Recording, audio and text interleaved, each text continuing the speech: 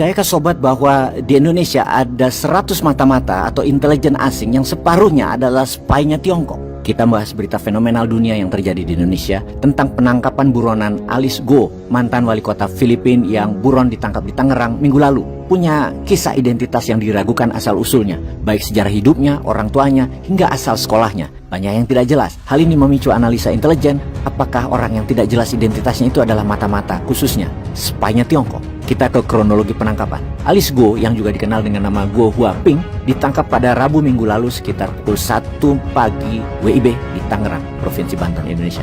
Guo diduga terlibat dalam berbagai kegiatan ilegal terkait operasi operator permainan lepas pantai Filipina, Pogo, di Bamban yang memicu penyelidikan dan pemberhentian dirinya sebagai wali kota. Pada Juli 2024, Guo yang dipecat dari jabatannya sebagai wali kota Bamban di Provinsi Tarlac dan keluarganya dilaporkan meninggalkan Filipina. Pertama ke Malaysia, kemudian dilanjutkan ke Singapura hingga akhirnya tiba di Indonesia pada Agustus dengan menggunakan paspor Filipina. Kemudian adik perempuan Guo, Sheila Guo, ditangkap pada 20 Oktober 2024 di Riau oleh petugas imigrasi di sebuah pusat perbelanjaan yang akhirnya mengarah pada penangkapan Alice Guo. Bulan lalu, lembaga penegak hukum Filipina termasuk Dewan Anti Pencucian Uang mengajukan beberapa tuntutan pencucian uang terhadap Guo dan 35 orang lainnya di Departemen Kehakiman. Dewan Anti Pencucian Uang menuduh mereka mencuci lebih dari 100 juta peso atau sekitar 30 miliar rupiah dari hasil kegiatan kriminal. AMLC juga menyita aset senilai 6 miliar peso termasuk properti real estate, kendaraan mewah, helikopter yang dikumpulkan Guo dan para mitranya yang diduga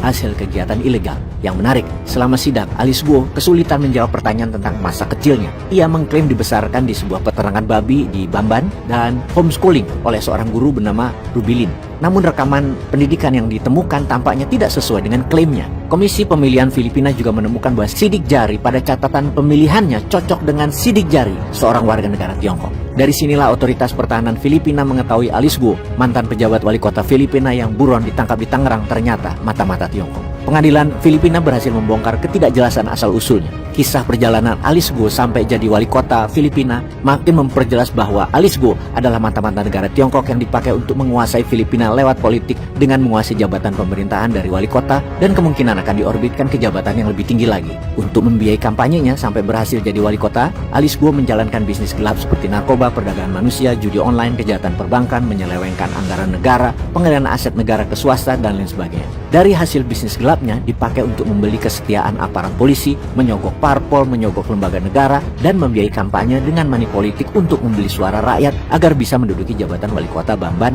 di Filipina. Di persidangan, Alice Guo tidak bisa membuktikan asal-usulnya sebagai orang Filipina. Dari fakta intelijen yang terbukti di pengadilan, yang membongkar sejarah Alice Guo yang lahir dari hubungan gelap antara pria asal Tiongkok dengan pembantu rumah tangga asal Filipina, Alice Guo dibesarkan di peternakan babi. Keberhasilan jadi wali kota Filipina tidak lepas dari campur tangan intelijen Tiongkok dengan membiayai dari bisnis gelap dan dukungan dana dari para pengusaha Tiongkok di wilayah Provinsi Tarlac, Filipina tersebut. Untung rencana intelijen Tiongkok tersebut keburu tercium oleh intelijen Filipina yang berhasil membongkar kejahatan tersebut. Kisah Alice Guo adalah sebuah skenario yang kita sudah paham tentang langkah Tiongkok untuk menaklukkan negara lain, di mana kandidat dengan asal-usul yang tidak jelas dibantu operasi intelijen bisa mendapatkan posisi strategis di sebuah negara. Untuk itu, Indonesia harus waspada, karena ketika menjabat di wilayah manapun, di belahan bumi manapun, kebijakannya pasti pro Tiongkok. Itu sudah jelas. Semoga hal ini tidak terjadi di Indonesia. Semoga 100 mata-mata asing di mana separuhnya adalah dari Tiongkok yang ada di Indonesia itu hanyalah khayalan. Semoga lembaga negara masih NKRI garis lurus